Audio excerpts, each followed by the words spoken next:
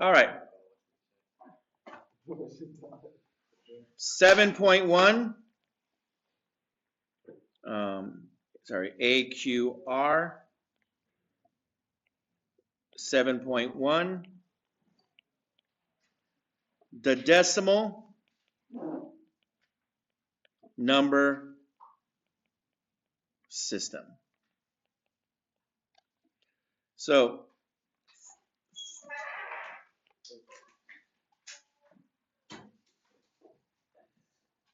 decimal comes from the word deca, right? So dec, D-E-C, translates to what? Think about your number, your stuff. What is like a decagon, right? What is that? What does that refer to? How many sides in a decagon? No. You have like a triangle, which would be 3, a quadrilateral, 4, a pentagon, 5, penta with 5. We got hexagon, 6. We got septagon, like Spanish almost too, right? 8. Octagon. What is 9? Nine? I don't know what 9 is. And then you have like decagon, which is 10. So the word decagon, dec comes from the Greek word 10. And so decimal, as it's pronounced to us, refers to a base 10 number system. Because how many fingers do we have? How many fingers do we have? 10. Well, hopefully we all have our 10, right? Hopefully past 4th of July. We have 10 digits, and that's why, when we're counting, we use the 10 number digit system. A lot of the reasons because we started from here. So that's why we go by the 10 number system. So we have 0, 1, 2, 3, 4, 5, 6, 7, 8, and 9. There are a total of 10 digits that we utilize, 0 through 9. We have what are known as placement values.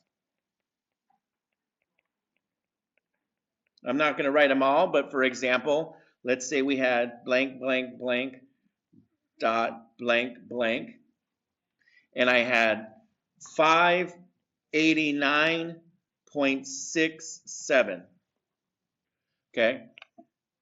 This number right here, the 9, represents the ones place. I'm just changing the color. This is the ones. We have 9 ones.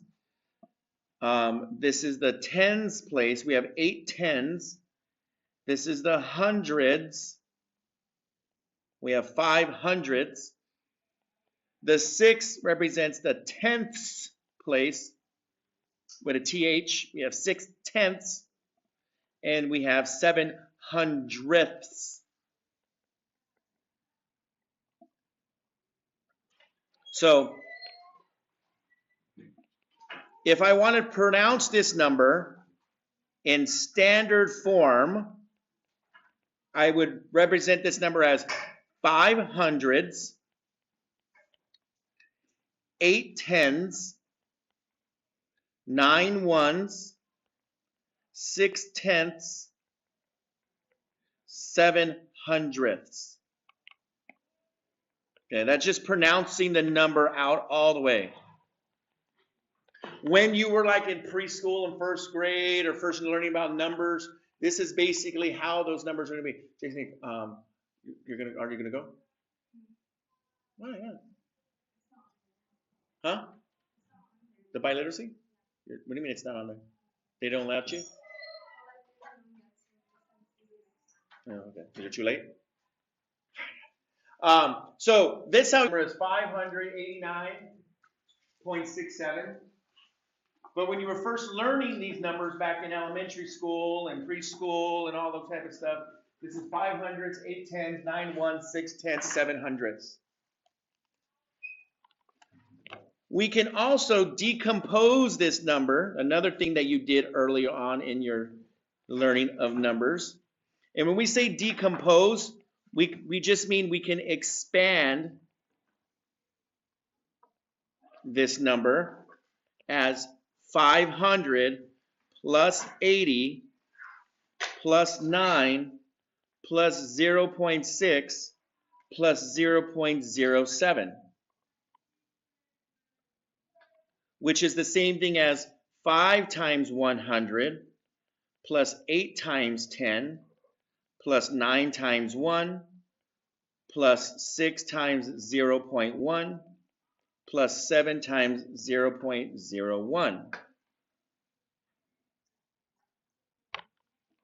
which is the same thing as 5 10 squareds. And this is what I said when we were doing in our amplify, should make this sense.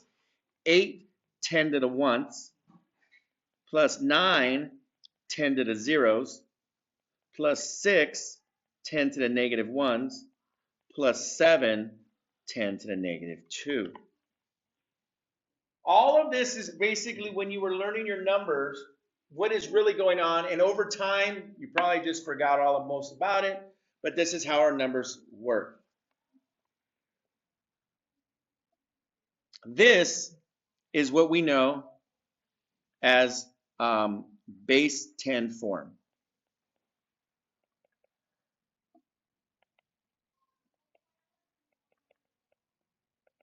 Base 10 form is how we write this.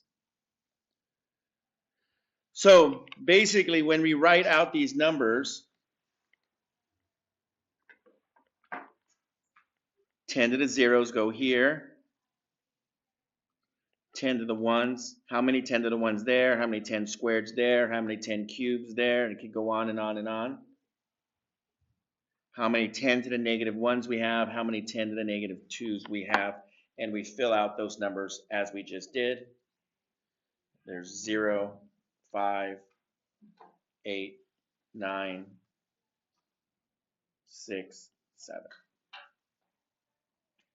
So this right here is that base 10 form.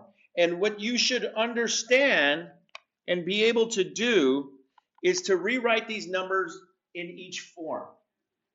Again, right now it doesn't seem like a big eye-opening thing. But when we move forward, for example, we should be able to write numbers in decimal form. This is the last part of the notes, don't worry, this is it. Expanded form. And base 10 form. Doing so is going to help us in the other problems that we're going to do. So let's look at 2 examples and let's end with that. The number 362, okay?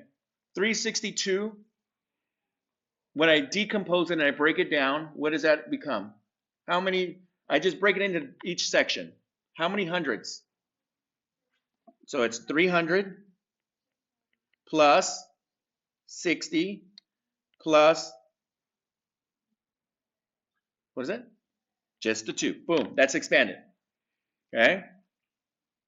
In base 10 form, this is 3 times what?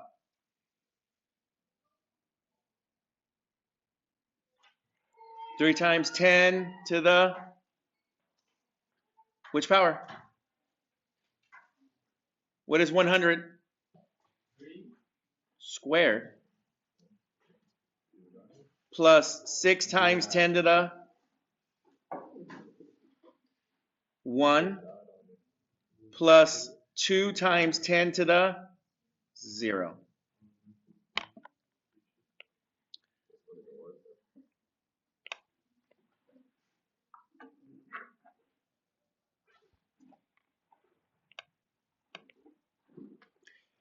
And finally, 51.23 would be the same thing as what? Let's break it down for each little piece. What is it? 50 plus 1, good, plus, this is good, 0.2 plus 0.03, that's what I heard from Laura back then. That's expanded. We break it down, boop, boop, boop, boop, boop, and we put them all together, right? Which would give me 51.23. In base 10 form, this is 50 times 10 to the power of what? Power of 1. Plus 1 times 10 to the power of 0, good. Plus 2 times 10 to the power of negative 1. Plus 3 times 10 to the power of negative 3. And that's it. That's basically how our number system works. That's how we work with our numbers. Now we've talked about how we add and we subtract. We're not gonna go into adding and subtracting numbers in decimal form and multiplying, all right?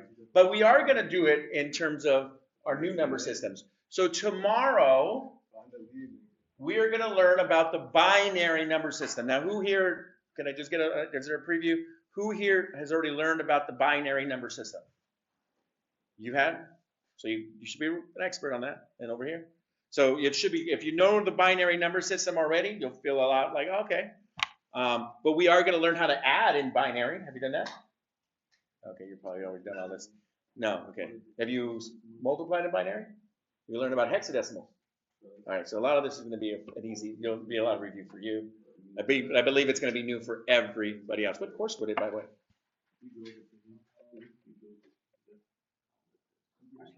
Yeah, okay, computer science.